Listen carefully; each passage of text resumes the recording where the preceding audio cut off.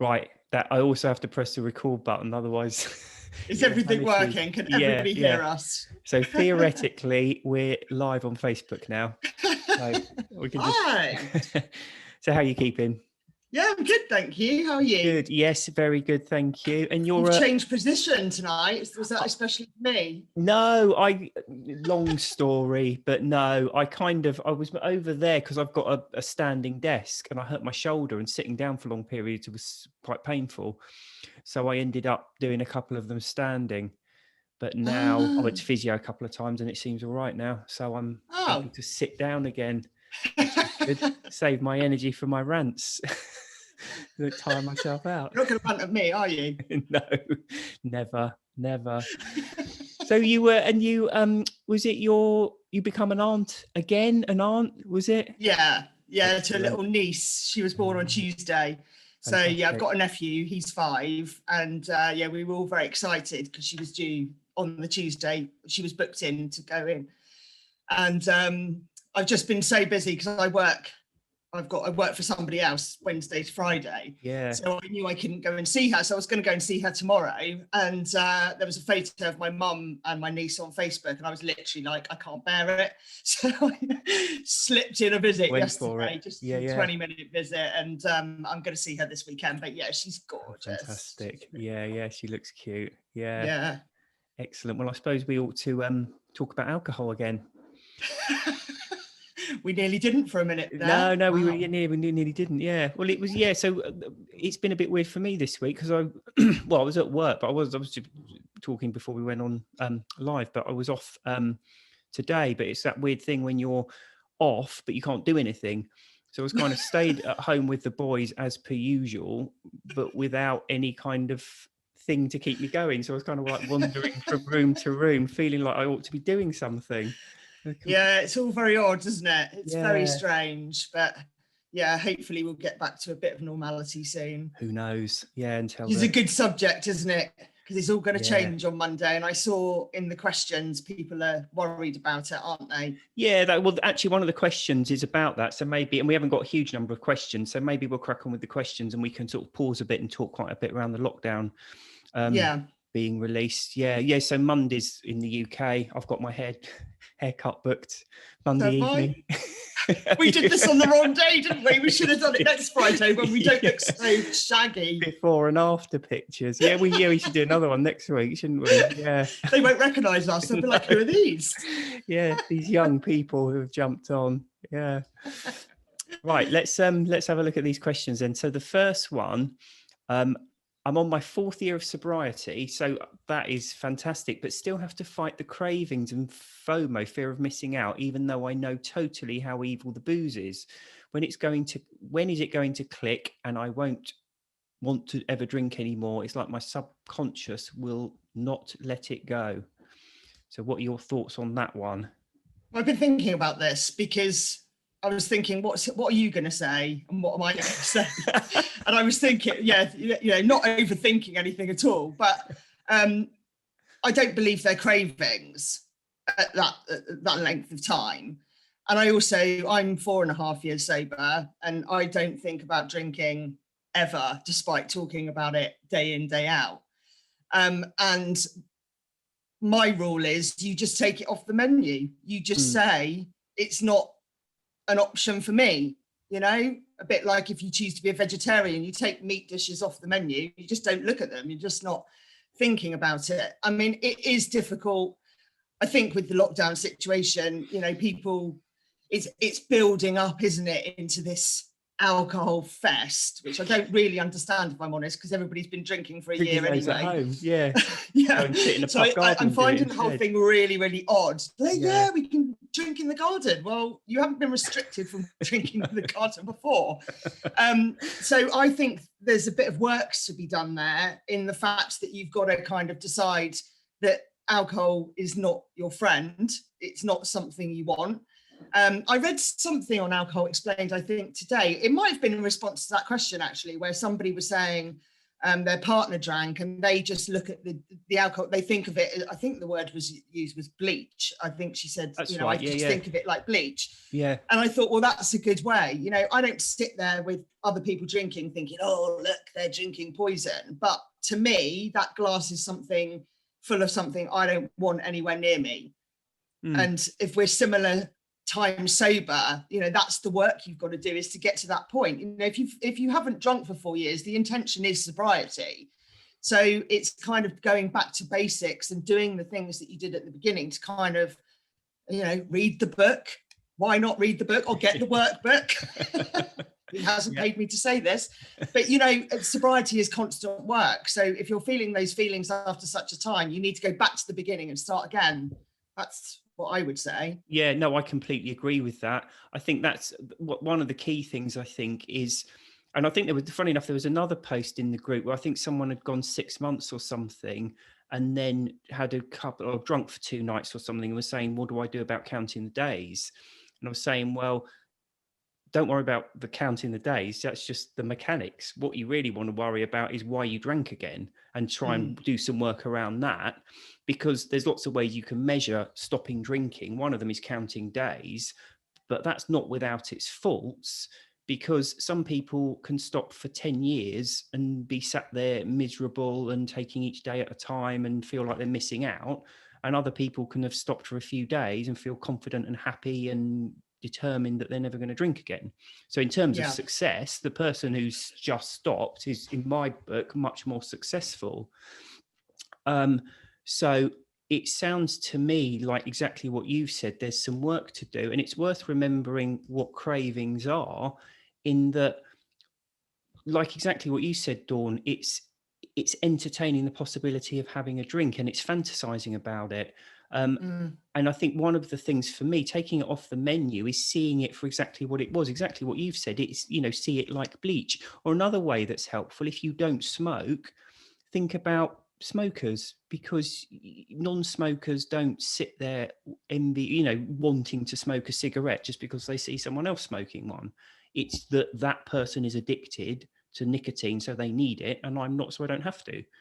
I've turned into the worst non-smoker ever. My parents were smokers that turned into non-smokers, and I always was like, I'm never going to be like them, and I'm probably worse. I'm literally like, oh, get it away, and I can smell it for miles, and all the rest of it. And it's another thing that I just don't want, but that's from doing the work.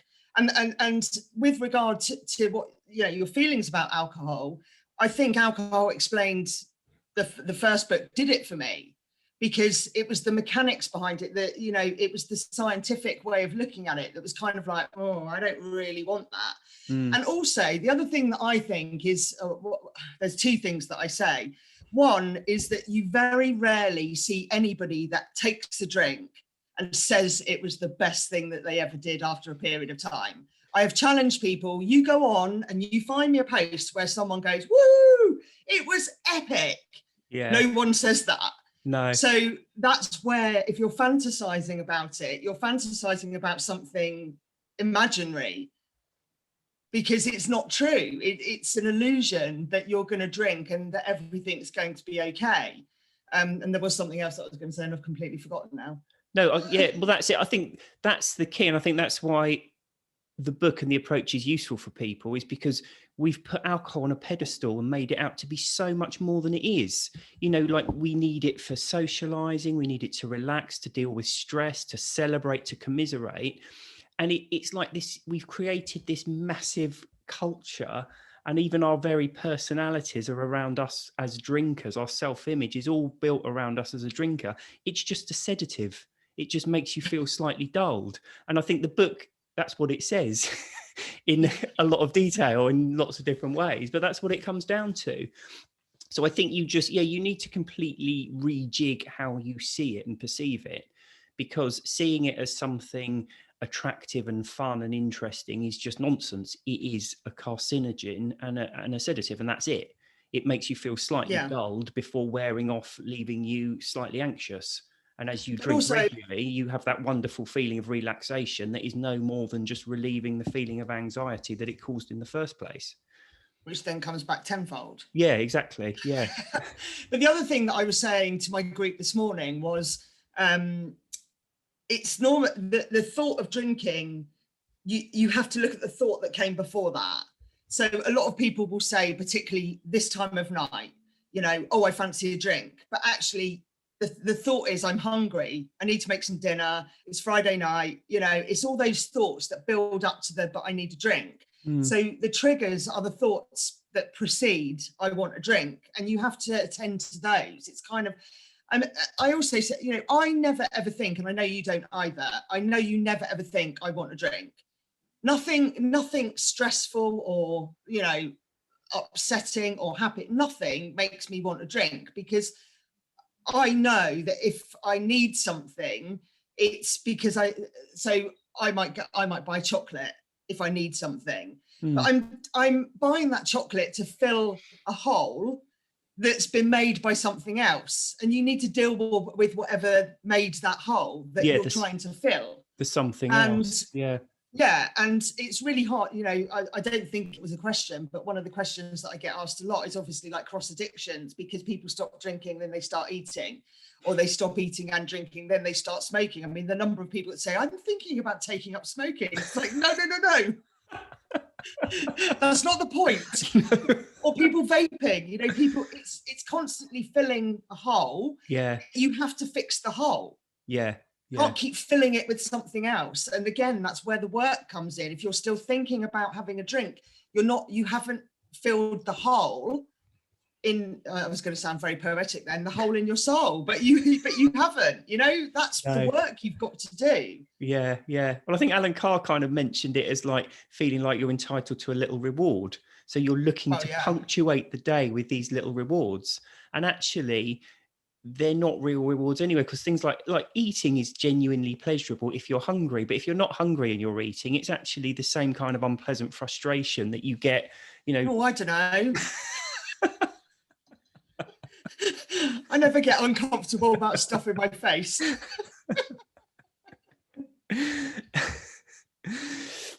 Yeah. If I just ruined your diet and no, this is gone. Everything's out the window. Now I have to rewrite it.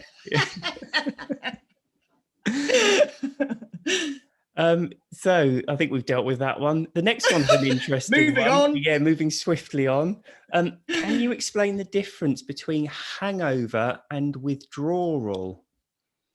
Oh, I didn't even think about this one because I thought you could do that. I can deal with this one. So the withdrawal is, so alcohol being a sedative, when you drink it, your brain tries to counter the sedating effects of the alcohol, and it does it in numerous different ways. But what it amounts to is it becomes overly sensitive, so it can work under the sedating effects of the alcohol. Then the alcohol wears off and that oversensitization remains, and it manifests itself in like a feeling of anxiety and unpleasantness. So when you take another drink, it puts you back to normal because it anesthetizes that unpleasant feeling, and puts your brain back in a chemical balance, because your brain's racing ahead. It's like it feels very similar to when you have too much caffeine and you feel kind of jittery and unpleasant, and your mind can't sort of deal with things. It's constantly jumping around. So that's the withdrawal. It's essentially an unpleasant feeling caused by a chemical imbalance that the initial dose of the drug has caused. So that, to my mind, is the withdrawal. It's the anxiety. Everything else that kicks in is the hangover. So the tiredness, the sickness, the headache, all the rest of it is the hangover. So that's how I see it. The only thing that is kind of a crossover between the two, actually, it's strange this, but the biggest reported symptom of a hangover is tiredness. Okay, that's directly caused by the withdrawal, because when the withdrawal kicks in, you can't sleep. And that's why drinkers find they wake up usually about 5 hours after their last drink and can't get back to sleep, because it's the oversensitization kicking in, and it's the equivalent of having drunk too much caffeine, so you can't sleep. So that's how I would see the difference between the two. I don't know if you've got anything to add, Dawn, or are you happy for me to you're feel the expert in that fact. Okay, on the water, got a long one now. I must admit, I was thinking about it though. Isn't it interesting, like you say about the tiredness bit? And I just always remember that trying to get back to sleep. Yeah, Oh and you God, can't, it's just painful, isn't it? feeling really anxious and worried And about you're like so everything. tired, but you just can't get there. And it's just like, I mean, that's just torture in itself, isn't it? That Yeah. you've paid for. How I think of it, and I've said this, and it kind of still makes me cringe to think of it, but imagine you need 8 hours sleep and you go to bed at 11 at night and you get up at 7 in the morning, and that's you at your best. That's your 8 hours. Imagine setting an alarm for 3 in the morning every night and drinking a jug of really strong coffee. That's what you do Oh, I when you thought you were going to drink. get onto the fish guts. Oh, no, I can't remember how this they is... fitted in. Oh, yeah. But that's what people do when they drink alcohol. And the thing that fascinates me is then people say it helps me sleep. They just think... And yeah, I said so that. I wrong. said exactly that this morning. It's like so many people say, I need alcohol to help me go to sleep. I was never one of those people. I've never been a particularly bad sleeper, but I definitely did wake up. And I was thinking like in the morning when you used to wake up. So I would be I was always a snoozer. I'd set my alarm for like 7:30 and I'd snooze right till the last minute. And I just can't do that anymore. It's just like I'm awake, I'm like ping and I'm off. That's what I do. Yeah. I don't know if it's an age thing as well. It could be, but no, I think it's that's how you should wake up if you're sleeping properly, because you get as much sleep as you need, and then your brain kicks in and says, right, job done, up and start the day. And you wake up feeling... Yeah, you have bad days and you have days that you get out of bed and think, oh, it's going to be a slog today, but not because you're feeling physically tired, just because you've got unpleasant things you have to deal with. People. Yeah, generally. Yeah. Yeah, I was thinking, well, funnily enough, I was talking about that this week as well, because I was saying, I went to, your line that I'm fascinated with about going up and down the line. And I was saying, I rarely wake up in a bad mood. I can't remember the last time I woke up in a bad mood. And it's generally because I'm very rigid about going to bed. I go to bed at pretty much the same time and I wake up at pretty much the same time and I sleep all the way through and I generally feel great. And I can really feel it if I don't sleep properly, if something keeps me awake or if something happens, or I feel that causes a hangover. That's when I feel hungover, as if something's disrupted my sleep. But generally, going back to the line that, I've been calling it the contentment zone this week. In the contentment zone, you wake up and you're like, oh, great, another day. Irrelevant of this lockdown and all that. I know you've talked about it before. It's not bothered me in the slightest. I'm very lucky to have a day. I'm very lucky to have stuff to do in my day. And I get on with it and I sleep well. Sleeping is the best. It is. It really is, isn't it? Yeah. I look forward to going to bed every night. And that's the other thing, is we're so conditioned that as adults, going to bed early is boring. You're supposed to stay up. You're supposed to go to bed late. You're supposed to have lie-ins. You're supposed to do, I don't know who made all this shit up, but drinkers, it's like... Probably. Yeah. Who? People who... Drinkers. Drinkers, yeah. But, that's the life I used to live. Friday night, I'd never go to bed till like 1, 2 in the morning, be rattling around here, pissed out of my head, smoking loads, and then wasting the next day. Whereas I get my days are full. And I know yours are too, everybody in the sober community is up early. And then 9 o'clock, gone. Yeah. Disappeared. Right, the next one, I don't know if it's much of a question, but it might throw up some things to talk about. Hi, William and Dawn. I discovered your book, William, in November last year. I'm now 3 months alcohol-free. I've kept a journal, not daily, but for key thoughts. Looking back at a letter I wrote to myself, I was in a very dark and hopeless place with my addiction to alcohol. The journey to really wanting to be alcohol-free hasn't been easy, but I'm sticking at it. And my God, I'm beginning to feel the benefits. So that's good. And that's 3 months. I joined Dawn's Fish Followers Society a couple of weeks ago, and I've signed up for my first challenge starting on Sunday. The key to finding sobriety and having a new life is actually happening. I want to wholeheartedly thank you and Dawn and all the people in both groups for supporting me to get a life I didn't think was achievable. My family life is better. I feel more peaceful. I have more energy. And to top it all, I have hope for a healthier future. I'm even buying a wetsuit so I can go paddleboarding in the sea rather than hiding away watching everyone else enjoy the sea. To others on day one, do the work. It's so worth it. Oh, isn't that lovely? I know who Excellent, that isn't is it? as well. That's good, Yeah, isn't she's it? recently joined my group. Just quickly, I've got to some challenges finishing tomorrow, and the new round starts on Sunday. I hope I'm all right to say this. I've started a group for men.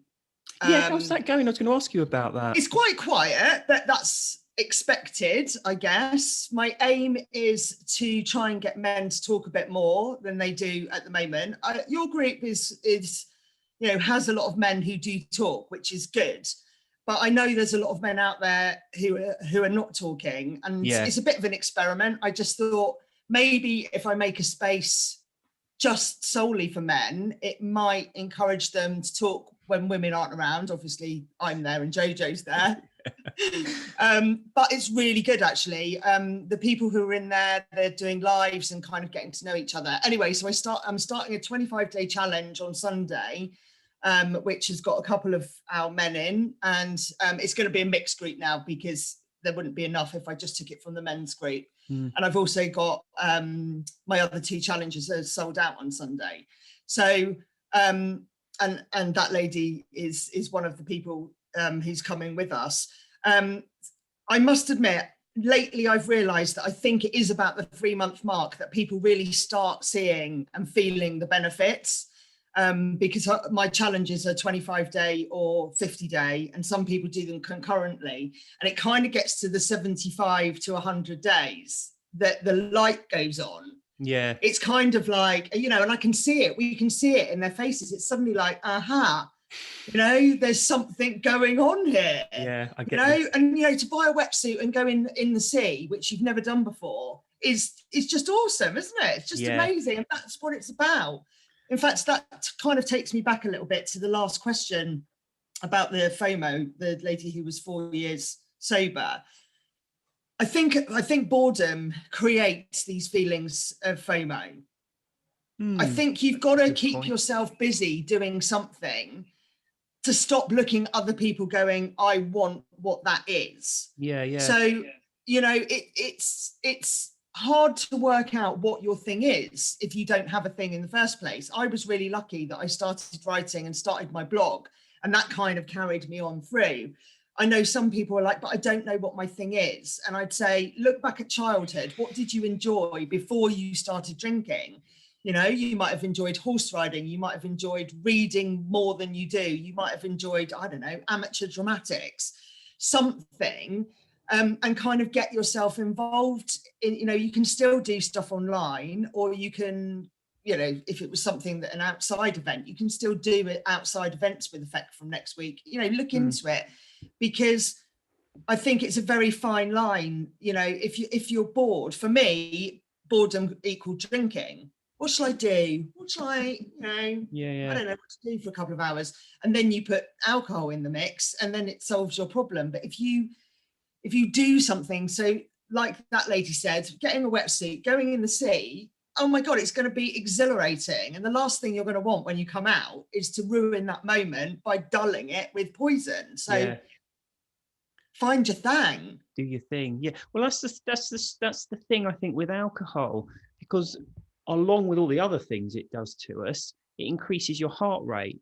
When your heart rate goes up, you feel like you want to sit down and rest. That's just your body's mechanism to stop you over-exercising. And that's what you have to push through when you're trying to get fit, because your heart rate goes up and your body's saying, stop, sit down, and you need to push on a bit to get the fitness levels up. So when you're drinking regularly, you tend to just want to sit and drink. So you do things that involve sitting and drinking. So you go and see people in a pub so you can just sit around and drink, or you sit in front of the TV of an evening drinking. Now, actually, watching TV most of the time is boring, and you need to be sedated in order to find it in any way, shape, or form enjoyable. So a lot of the time what people are doing, they're just taking this drug to make them stupid so that they're able to just have very simple things that entertain them. And I think the problem is, if you then quit drinking and do the same stuff, it is boring because it's boring. And you've suddenly got a load more time, but you've also got a load more energy. So fill it with something enjoyable. And I think what you said is exactly right. You need to think back to what, because we kind of have this idea that, you know, kids do this, that, and the other, and adults sit around drinking and smoking in the evenings. But actually, that's not how it should be. You should have these things that you enjoy doing throughout your life, not just when you're a kid. But of course, we replace them then with drugs, basically. It's really interesting you say about the TV thing, because it's something I'm all right at watching TV if something is interesting, but most of the time I find it really difficult to concentrate on it. I find myself, like, because I'm in a studio flat, so I'll find myself wandering around and then I have to rewind again, or I'll be on my phone, or I'll be doing something. I'm always doing something else rather than sitting and watching the TV. Yeah. And it makes sense now, doesn't it? That if you're sedated, it's easy to sit and stare and drink. Yeah. I was trying to explain this to my dad the other day, because I was saying about there's a conspiracy theorist that I follow on Facebook. I think it was all about the corona stuff. Let's not go there. But I kind of started following him, but he is against alcohol and cigarettes and drugs and caffeine. He goes as far as the caffeine, which I'm not going that far. But he's like, it's all a conspiracy to keep us dulled, to keep us controlled. And while some of the stuff that he says is kind of like, whoa, you know, you're brave to say that out loud, there are other things I'm like, actually, I think you're really right, because I've never felt so alive and I feel switched on. I feel like if someone's trying to get one over on me, I'll know about it. Whereas when I was drinking, I didn't really give a shit if they were. But obviously by some of the, you know, characters that I hung out with. And you it's almost like once you get to a certain point in sobriety, you're like, oh my God, it is a trick. Isn't it? It's a bloody trick that I've been paying for. I've literally been throwing my wages at it for 25 years, going, I've got no money, when actually, you know, I had loads of money and I had this person dying to get out inside if I just looked after her. But instead I was just damaging her to the point that she didn't give a shit about the world around her. Yeah, I think that's the problem, isn't it? Because you end up, the more it drags you down, the more you need it, because it's your little respite from all the misery. And I think that's one of the things it's very hard when you're stuck in that alcohol cycle, because everything looks unpleasant and overpowering, and, you know, family life, relationships, job, it all just looks incredibly difficult and can drag you down. And it's hard to see how that can change. But you have to experience it to realize how much better you feel. Because I would have listed a load of different things that were the reasons I was drinking when I was drinking. And these were like the big things that I just couldn't get to grips with, and I couldn't change, I couldn't do anything about, and they just made me miserable. And when I quit, I found that, yes, they were irritating, and probably a lot of them I couldn't do anything about, but actually it didn't bother me as much. And it is as simple as just getting your brain chemistry back to normal. And I know a lot of people, they turn to alcohol maybe because they've got an underlying mental health issue, and when they quit, they've then got to grapple with that.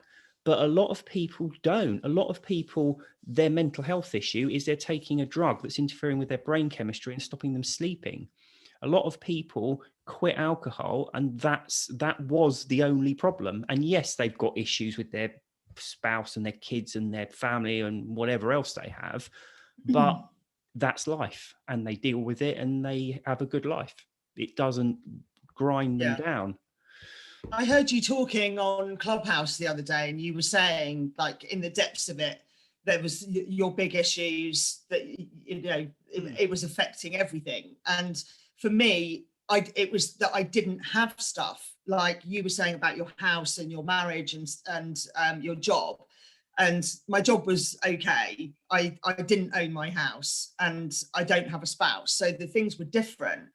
But I also had no ambition to buy my place, to look for another job, to find someone.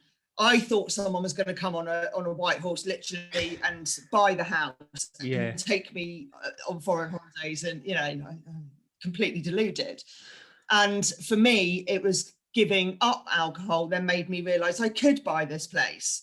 And actually, I could travel on my own, and actually, I could change jobs. Ironically, I changed jobs at exactly the same time as I got sober, which wasn't intentional because I obviously got sober before I intended to, because I was going to start on New Year's Eve.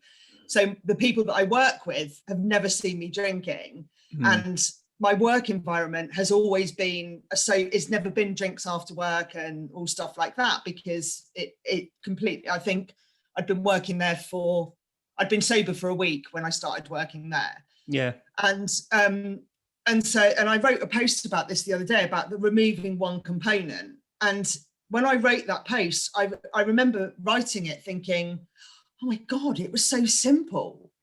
The answer was so simple. And don't get me wrong, I'm not saying giving up alcohol is simple. I'm saying that by taking that one thing away, which I was scared because I thought my whole life was going to be awful without it, actually made all the things that I thought were going to be awful absolutely amazing. And it you know, that's probably where everything I've done has become so successful, because as it kind of opened up, I was literally like telling everyone, going, this is mad, you know, because you can't bloody believe it. You can't believe that, oh my God, just by giving up that, not just by, you know what I mean, by giving up one thing, my whole world opened. Yeah. And I realized how small it had been, how stuck, you know, it was just stuck, just stuck below anything really. How long could I have sat there for? Like, I always think, God, if I didn't get sober then, would I still be in that job? Would I still be renting this place? Would I still not have traveled to those places, not met those people? Tonight, still rattling around in here, still smoking, you know? Yeah. It's quite scary, isn't it? Yeah. It's really scary. I wouldn't have met you. I wouldn't be sat on here. No, that's the weird. Yeah, well, funny enough, because I always kind of had in my mind that there was a social side to drinking, and I'm not very good at socializing, and I'm always better socializing when I've got a few drinks inside me. But actually, what I realize now looking back on it, I wasn't very good at socializing because I'm not interested in what other people are interested in. So conversation. I'm not interested in other people. Well, that as well. But so conversations were always difficult because they'd sit there and talk about their job, and I didn't have any particular interest in it. And drinking didn't actually help that dynamic at all. But now, having stopped drinking, I've now got loads of people that I can talk about the one thing in my life that I like talking about, which is about alcohol. I know, and it's mad. I mean, I was completely the opposite, because I was like party animal. But what I've realised now, I just don't think I liked going to half those things. No, I think yeah. I used to drink beforehand because I felt like I was going to stand out, because I was overweight, because I didn't have a partner, and everybody was in couples, because I wasn't wearing the right thing, because I didn't feel like I belonged. All of these things. So actually, it wasn't that I was a party animal and loved it. I think I got myself into such a state before I went to enjoy it. And then everybody else went home with their partners and back to their kids and all the rest of it. I had no responsibilities, and I just carried on. Yeah, exactly. That's something I didn't need to go to in the first place. Yeah, exactly. Well, actually, that leads us on, because the next question, I think, now we're talking about socializing anyway, is about what I was talking about before, the lockdown easing. And I think a big thing of that is socializing. So I'll read the question and we'll steer it towards that, I think. I've been a little anxious about the forthcoming easing of lockdown. To some, lockdown has increased the desire to drink, but I feel my 170 days plus days alcohol-free have been achieved in a somewhat false environment. I've been trying to visualize the reopening of social triggers. I managed a rule of 6 outdoor barbecue last Friday. Okay. Just took my normal alcohol-free beers, but meeting friends in bars will be different again. I've no desire to drink alcohol, and the days I have accumulated will hopefully see me in good stead. Hints on this preparation would be good. I guess it's partly visualization and forward planning that will be key. And I think this is one of, so I have done a couple of posts on this, so it might be worth going on the website, but this is kind of the weird thing we've got at the moment. I think some people have found they've been drinking loads more because they're stuck at home, and those barriers we have, like I don't drink until I get in from work, I don't drink until the evening, kind of just melt away because you're at home all the time. But other people have used it as a stepping stone to stop. And I can completely empathize with that, because it must feel like a false environment, because of course one of the big things when you quit drinking is going out to social occasions, not drinking. And of course there haven't been any social occasions. So going back to what you were saying, Dawn, about socializing, what's your experience of socializing sober compared to socializing drinking? I hate it. It's the one thing that I really struggled with, and the one thing that I really find hard to get enthusiastic about, because I think you summed it up earlier. You know, going and sitting in the pub holds absolutely no joy for me at all.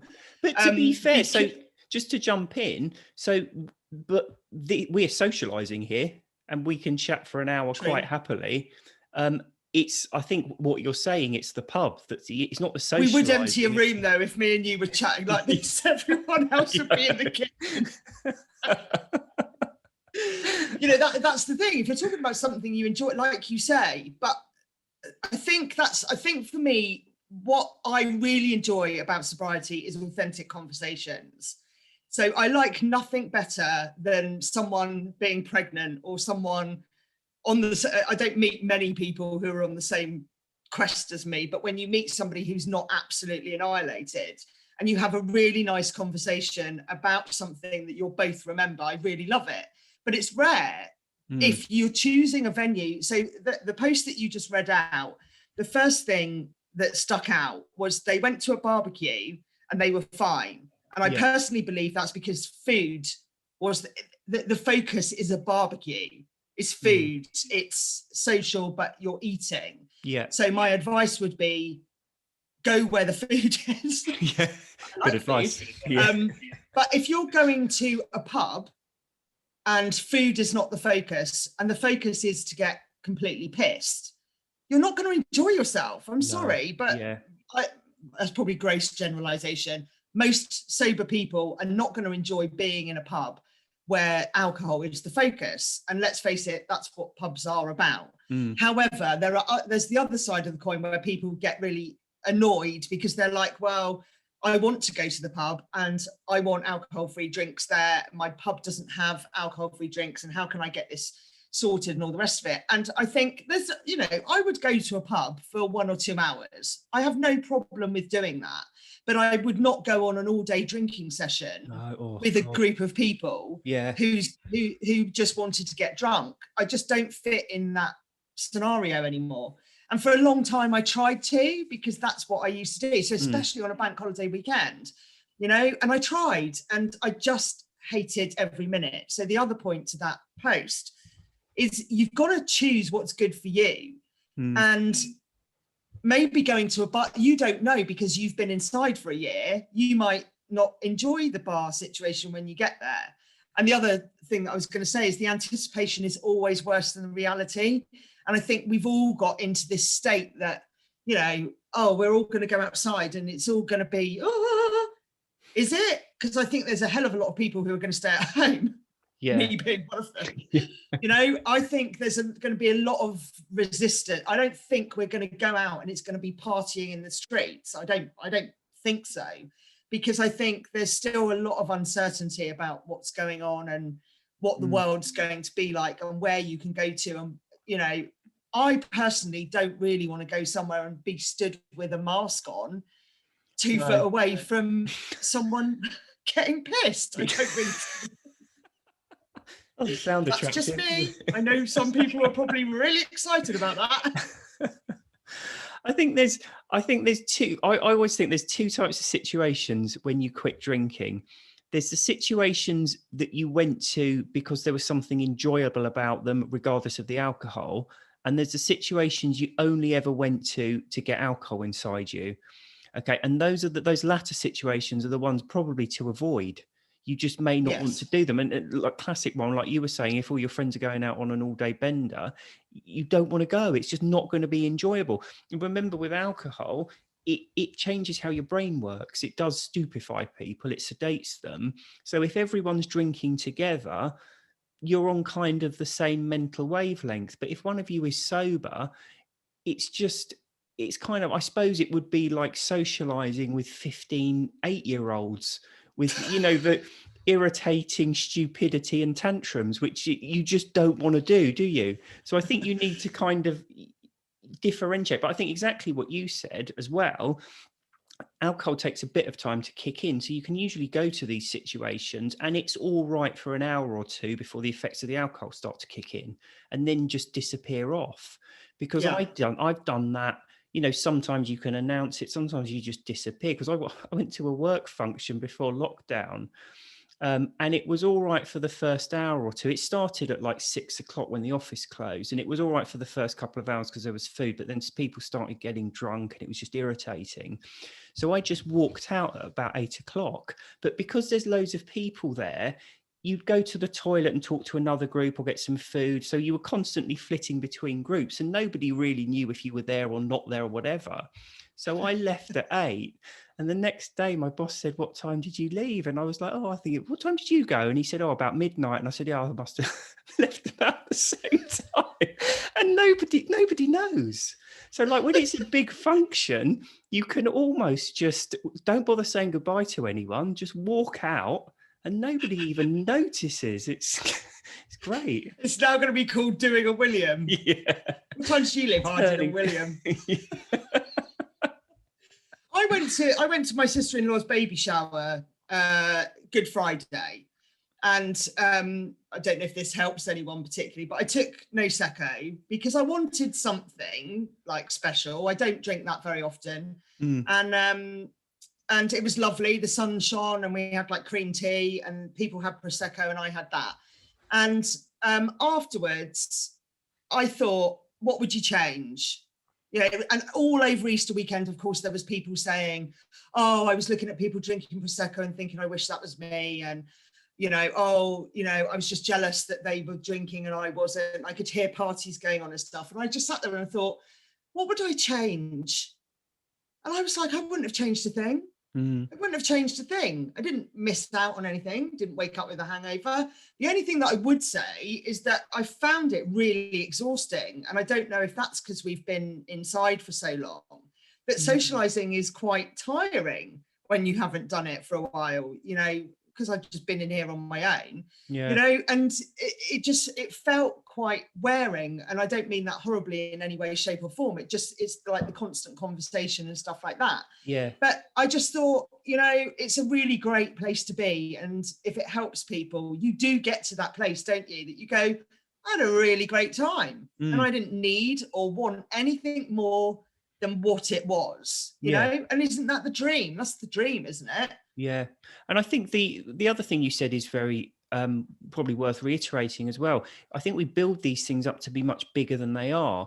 Because I remember kind of thinking, going out to a social function and like going there and ordering a soft drink and imagining like everyone goes quiet, but actually people don't really care. As long as they don't, as long as they've got their drinks, and you know, you order a soft drink and you might get people questioning it or whatever, but it's entirely up to you. It's your prerogative what you put inside yourself. And if you don't want to put a vile tasting carcinogen in you, people may think you're odd, but that's your prerogative. But I like that you've said that, because that's one of my things that I think men get a hard time over, is that when men go into a pub situation with other men and say, I'm going to have a lime and soda, that's when the other men are like, whoa, why are you doing that? You know, it's like quite a pack-like environment from what I've heard. You know, I'm not a man, I don't know. But I like the fact you just went and did that and nobody said anything and nobody cared, because actually I don't think they do. I don't know what you're drinking now or care. No, you know?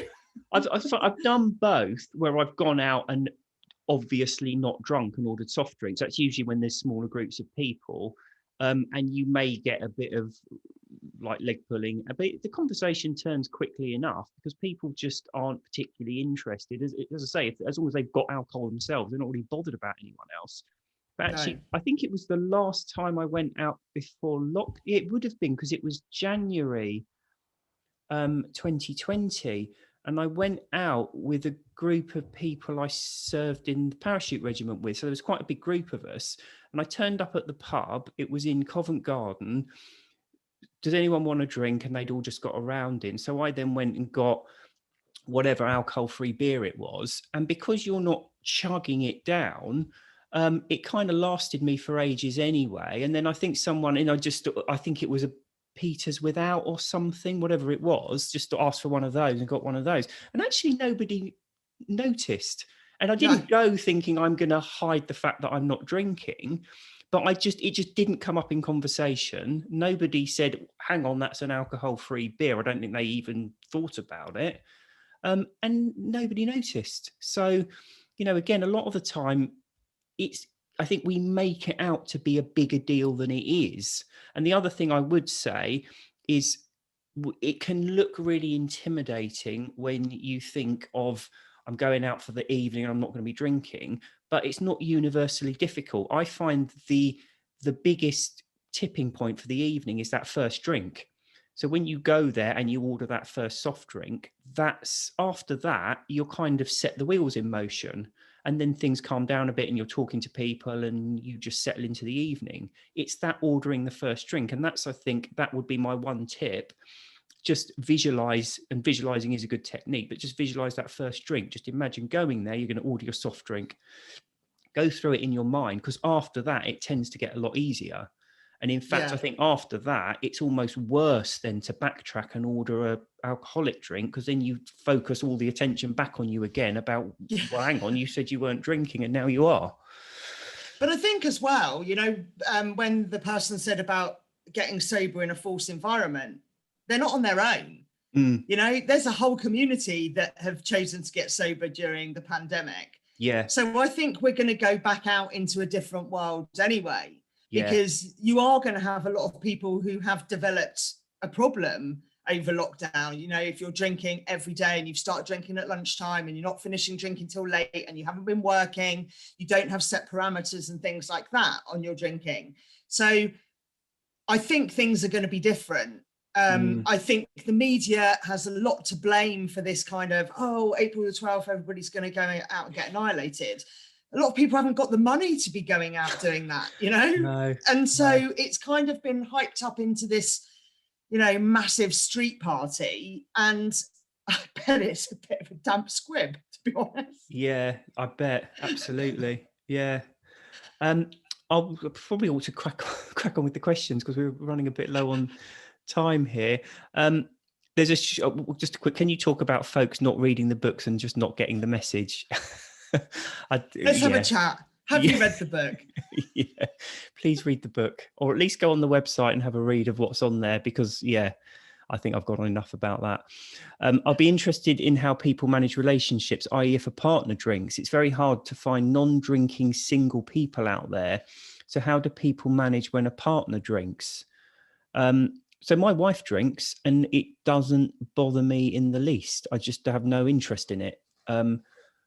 Again, talking about what we were talking about before, in the same way, I wouldn't, if I see someone smoking a cigarette, I don't want to smoke a cigarette. Or if I saw someone injecting heroin, my immediate thought wouldn't be, I'd love to inject some heroin right now. I just don't want it. It just doesn't interest me. Give us a jab.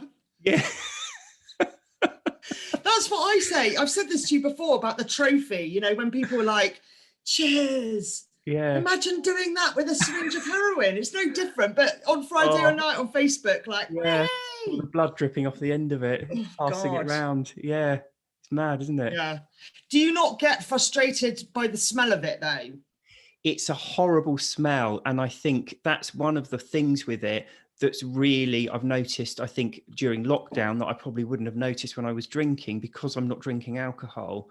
And you start to notice how foul the smell really is with the hand sanitizers.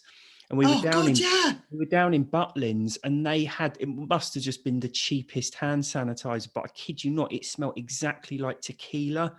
And you rub it.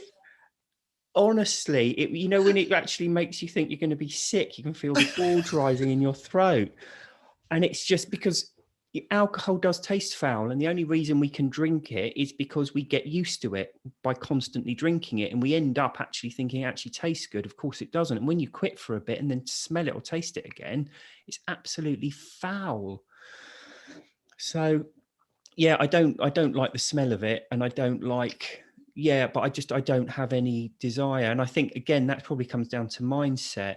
But I think as well, so my sister, she's quit drinking, and she has met someone new. He's not teetotal, but alcohol is just not a thing for him. So he might have the odd one or two, but he's not a drinker. So I Yeah. don't think you necessarily need to find people who are totally stone cold sober. Oh, I don't know. I Well, if you disagree can. again. Twice in one night. I don't know. I find it a really tough question because I'm obviously single and I'm very happy single because I can't be arsed with it. I can't be arsed with the brain power of it. And, you know, when you're looking at the pool of people and then you take alcohol out of it, your pool is very small. Oh, I can imagine. And Yeah. it's kind of like, yeah, it's just not something that I'm going near, especially in a lockdown situation. I can't really see the point of it. But people I have met always say, it's always the same line, I don't drink that much. And then they bring a bottle round, and then they bring another bottle round, and then they don't finish the one from, you know, there's a bit left from the night before and it's left on the side. And I just can't, I don't want it in here because I can't stand the smell of it. I can smell it like for miles. Yeah. And it's just not, so I don't know how I'd get on with, you know, it's not so much, it's not even the drinking of it, it's just the smell. Mm. But I think that again, going back to the social side, though, it's difficult because, to be honest, my wife will have a glass and that's it. But I think it must be very difficult living with someone who's drinking heavily. Because talking about what I was saying before, when one person is drinking and one person isn't, you're not on the same wavelength. And it would be the same if they were taking amphetamines or methamphetamine or heroin or whatever it is. You're not on that same level. And the problem with alcohol is as well, despite the image, it actually makes people more ugly, because one of the most attractive things about people is eyes. You know, when people's eyes are sparkling, it's really nice. Alcohol makes your eyes dull, and it does make you stink. People who are drinking smell really bad. So it must be incredibly difficult to be with someone who's got that glassy stare and smells horrible and it is acting like they're mentally retarded because of the sedating effects of the alcohol. So I can't imagine doing it. It must be incredibly difficult to do. I mean, as I say, I'm lucky because my wife is like a dabbler. She'll have a glass and that's it. So it's almost the effect is negligible. But I can imagine it's incredibly difficult for people who are drinking, whose partners are drinking heavily. Yeah, I do, like within my group, I do have people whose partners do drink heavily. And it's a really tough question, you know, because you're asked, what do I do about it? Well, there's nothing you can do. And as we all know, you know, I think you've always got to put yourself in the position of that person. You know, before I became sober, I thought sober people were weird. I thought sober life was boring. I thought, what, you know, what's wrong with them if they were sober? Yeah. So those people, those partners who are still drinking are looking at their partners going, well, this is all just weird. You know, it's just a phase. You know, they'll get over it. They'll be all right. I think the one thing that always makes me, I get quite vocal about it, is the fact that the partners say to the people, you need to curb your drinking. You know, you were out of order. You need to do something about it. And when the people then go, I'm going to do something about this, the partners then go, well, how long is this phase going on for? You know? And this is why I'm single. I'm like that. Jesus Christ, what? That person who's given you this really hard time and you've done an amazing thing by getting sober and now it's not good enough anymore. Yeah. But I think, you know, you've got to, our phrase is, you've got to stay in your own lane. You know, I don't make anybody sober. The people make themselves sober, get themselves sober. I can plant a seed. You can plant a seed. We can all plant these little, you know, you can plant a seed for your husband or your wife or your girlfriend or whoever, but you can't make them stop drinking. No, yeah. But I have got people whose partners, husbands particularly, have stopped drinking slowly as their wives have stopped drinking. So it's quite interesting as well. Is it, you know, one of the words that people use is it's like pusher, that they, you know, those who have bad drinking problems tend to be the ones that make other people drink. Like, so now I've stepped away from the drinking gang, I can see that actually there weren't many people that drank and made the absolute twat out of themselves like I did. You know, generally they're just drinking and they're just having a nice time. So if you were the one that was bringing drinking into the arena and then you stop bringing drinking into the arena, sometimes your partner won't be drinking as much anyway. Yeah. Or there's the other ones who go completely the other way, kind of compensate. There's another element to that as well, because I think I'm convinced so many more people are questioning their drinking internally but don't vocalize it. So absolutely, people drink and they, I haven't got a problem with it, I'm fine, I don't need to quit. But people do question it, because even very light drinkers, they don't sleep properly and they feel tired the next day, and they know really that that's due to alcohol, so they're questioning what they're doing. And I think if you quit in the right way, so that, oh my God, I'm free, this is so much better, and I'm going to do this and this, and you're waking up positive, you're almost selling the sober life to people. And people who are sat there watching you are kind of thinking, hang on, I don't need to do this either. There's a way out of this, and I can have a much better life by quitting. And I think that it's almost catching. I think the other thing, and because we're nearly at an hour now, and it just reminded me there's another question here anyway, which I think it ties into, but it was what you were talking about, where people are saying you need to do something about your drinking and then they quit. And it's like, how long is this phase going to go on for? It's because I think a lot of people are hung up on moderation, and they like their partners to be drinking with them, but only the amount they want them to drink, which brings control. It brings us on to the whole thing about moderation. In the middle of your first audio book at the moment, I've seen a few posts pop up this week about if it is possible to moderate after an alcohol-free stint. Could be a good topic to have a quick chat reminder about on a Friday night. It's never a quick one. So many things to say on it. I mean, for me, the point with moderation is, so that's what a lot of people say is, I don't have an off switch. So when, as I mentioned before, when alcohol wears off, it leaves an unpleasant feeling. Okay. Everyone has that. Everybody has that unpleasant feeling. Okay. Every alcoholic drink that's ever been drunk has that feeling. It's a physiological reaction that you cannot get away from. Okay. It does become more pronounced the more you drink, because your brain becomes better and better at countering the sedating effects of the alcohol. And so obviously when it wears off, there's increased anxiety. But the main difference is, people who are just dabbling in it and just have the odd one here or there, the alcohol will wear off and it will leave a feeling, like an unpleasant feeling of anxiety, but they will have no reference from that. That will just be a feeling that sits there. It's not the end of the world. They'll just get on with whatever they're doing, or they'll sleep through or whatever. But over the years, when you have a drink wear off and take another one, it does produce a pleasant feeling as it anesthetizes the withdrawal. And what you start to learn on a conscious and unconscious level is that when a drink wears off, it leaves an unpleasant feeling that needs another drink to get rid of. So when you learn that, it's partly physical, but a big chunk of it is mental. When you learn that, every alcoholic drink creates the desire for the next one. So if you're sat there one evening, you've had a bad day and you want to drink, after 20 minutes, that drink's worn off, and you not only have the crappy day that you already had and the desire to have the drink, but you've got the additional withdrawal on top. So if you can't resist the first one, you're not going to resist the next one. So, how do you explain that with your wife drinking a glass? Well, because she's never drunk a lot. So she will have a glass and it will wear off, and it will admittedly be a mild feeling because she's never drunk really heavily, but it will be there. But whereas she would just sit there maybe feeling slightly more anxious and not even really pin it down to a feeling, if I did it, I'd be thinking, I want another drink. And that's the difference. It's learned behavior. And when you learn something, you cannot unlearn it. So I've quit now for 7 years. If I quit for another 40 years, I would still have the same thing, because I would have that drink and it would wear off and I would want another one, because years of experience of heavy drinking has taught me that when that unpleasant feeling kicks in, I need another drink to get rid of it. So it's as simple as that. Yeah.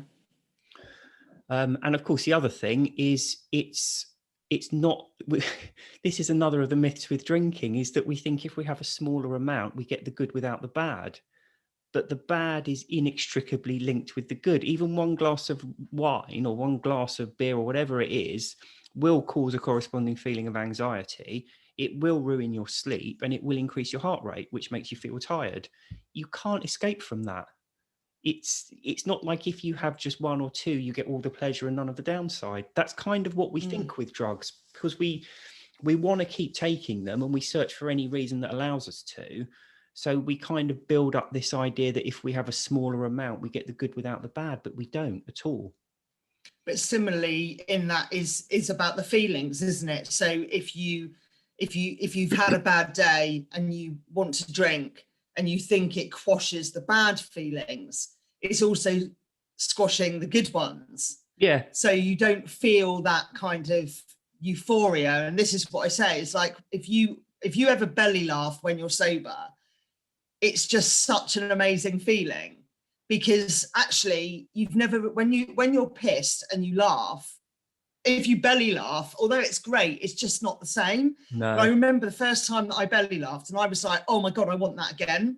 So I'm always looking forward to like having, when you really have a laugh, it's a high, isn't it? Yeah. Which if you're drinking something to numb that and numb your anger and your pissed offness and your sadness and all the rest of it, all of your feelings are dulled. The same. I think it's Brené Brown who says that, isn't it? You can't, what's the word? You can't separate which feelings you're not just numbing the bad ones, you're numbing the good ones too. And I think that's the thing with sobriety, is once you start feeling happy and content and peaceful, and you've cut all the drama out and you're not crying all the time and you're feeling quite good about yourself, it becomes a prize that you don't want to lose. Absolutely. I think we're over an hour now. It's the longest live I've ever done, which is a good sign. We've got one more question. Oh my God, you're carrying on. I do feel honoured. I think we'll do the last, because it is the last question. It's a quick one. It's coming out. This is a late night. Yeah, it is. Yeah. Exhausted in the morning. Is coming out as being sober 7 months now, thanks to your books, an important part of long-term sobriety? So is coming out sober an important part of long-term sobriety? What do you think of that? Well, from somebody that's told the world, I think it's a bloody good idea. I don't know, it's a really difficult one, isn't it? Because it's a very individual journey, and there will be some people who don't feel comfortable telling other people. But my personal view is you have to share it, because once you've told people, say for example, the person going to their social event, if they haven't told everybody there, they're going to get more aggro. Oh, but why aren't you drinking? Oh, but don't you want a drink? Don't you just want one? And it's that pressure that can push you over the edge and could just go, oh, go on then, I'll just have the one. And once you've done that, then you're screwed. But the other reason I shared all of this was because there was such a stigma attached to having a problem with an addictive substance. When I started doing, people didn't believe that I was going to do it, because what do you mean? You're not going to drink for a year? A year? Why would you want to do that? It was such a weird thing to do. And now I look at it and think it's a really weird thing to do, to spend your hard-earned money on something that makes you feel ultimately like shit for a very long time. So it's changing that perception. But you've got to be quite ballsy about it, I think. You've got to stand your ground. You've got to, if sobriety is your goal, you've got to say, I am going to get sober and nothing is going to stop me. Because the minute you let that little bit of doubt in, that's when somebody can change your mind about what you want. So it's an interesting question, but I think it's very individual. Yeah, I think so. I mean, when I quit, I changed jobs. I can't remember how long after. It was a few months, maybe a year or something. So I went into that job never having drunk, much as you did, but I really didn't want to make a big thing of it. So I forget what I said now, but I never really went public with it. I kind of we go out for drinks from work and I just have a soft drink, and I'd usually end up saying, And I think this was kind of my stock thing that my kids are young. I find it hard. Well, I get really tired when I'm drinking, so I'm just having a break. And I kind of kept that going for a bit. And then it was going on for so long, and people were like, "Are you still having a break?" And I just said, "Yeah, I don't want to go back to it now."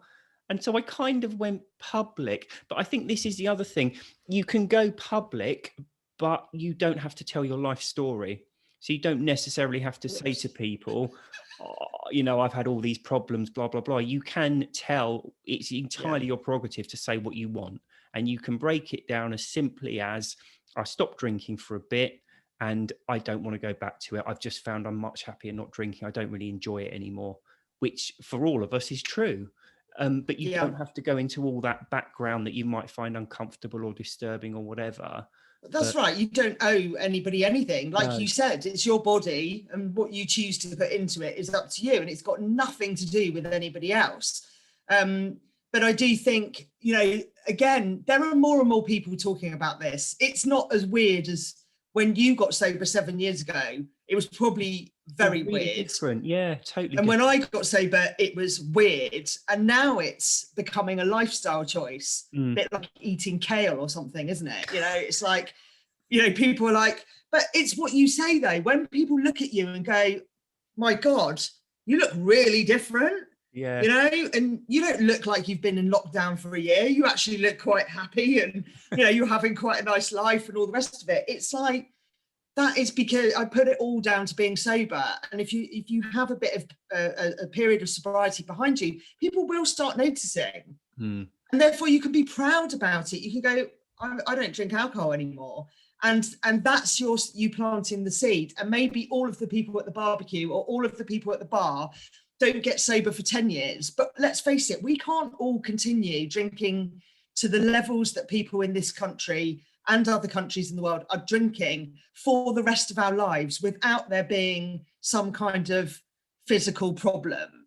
Yeah. So absolutely. everybody has to give up drinking to excess at some point, whether your body gives up on you or you make the decision to. Because, it's just a crazy thing. We've just gone so far beyond having a glass of wine with dinner, and you can't maintain that for the rest of your life. No, exactly. It's an addictive drug. And the thing with drugs is you want more and more of it. Even at a very basic level, your brain becomes more proficient at dealing with the alcohol.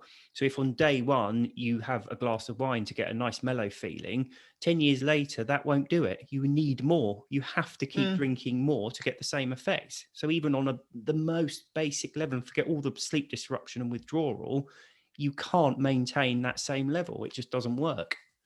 No. And then you think about, like for me, I never put together the fact that the alcohol was making me put on weight. And so if you're drinking 2, 3, 4 bottles of wine a night, that's a hell of a lot of calories that you're taking on to pass out and then lie. When I eat a big meal and I lie down, I don't like the thought of the meal kind of sitting there. But it was perfectly okay for the wine to lie there all night. And I never put 2 and 2 together, and I'm not a stupid person, but I truly never understood that it was the alcohol that was affecting my weight. And this is the other thing, we're all out there paying money to slimming clubs and all the rest of it, paying money for skincare, paying money for this, that, and the other, when you're paying money which is causing the problem in the first place. It's mad, isn't it? Yeah. Anyway, I could crack on all night. I know. We ought to wrap up. Dawn, thank you. This is the longest one we've ever done. So thank you. I win. Yeah.